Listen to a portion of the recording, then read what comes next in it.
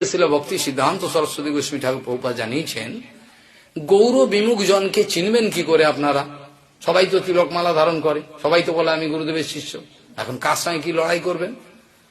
সেটা লক্ষণ প্রভুপাদ সুন্দর জানিয়ে দিয়েছে। বলে এ গৌর বিমুখ কিনা একটু লক্ষণ টেস্ট করলেই পাবেন। কিরকম?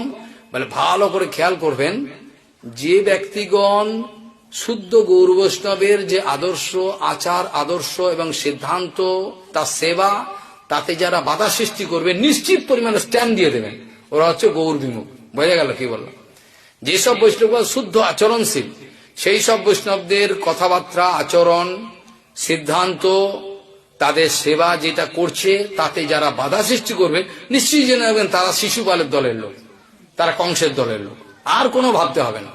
একটা লক্ষণই যতই বলুক আমি গুরুদেবের প্রিয়, যত জগতের লোক বঞ্চনা করতে, হাজার লোক লাখ লোক তাকে মালা দিক, জগৎগুরু বলুক, কিন্তু জেনে রাখবেন এখানে সব ফ্রাউড কেস, বঞ্চনা, কিচ্ছু নেই।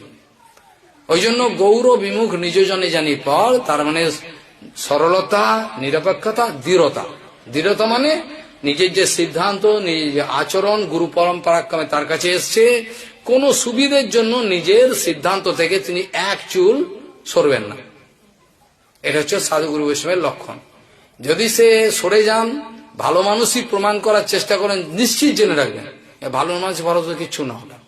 সিদ্ধান্ত ব্যাপারে, আচরণ ব্যাপারে সাধু জগতের এরকম ভালো মানুষের কোনো অর্থ নেই। জগতের লোক যদি এরকম ভালো মানুষ দেখা, কিন্তু এইসব ভালো মানুষের বাস্তবিক কোনো এই ভজন রাজ্যে কোনো দাম নাই।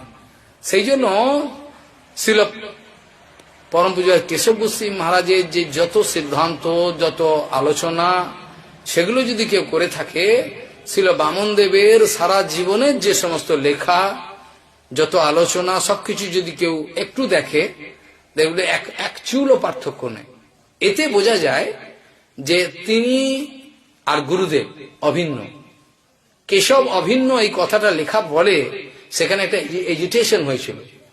কেন লিখেছে? তারা সবাই মিলে তখন অন্য সব মহারাজ বলে আমাকে আমার কথা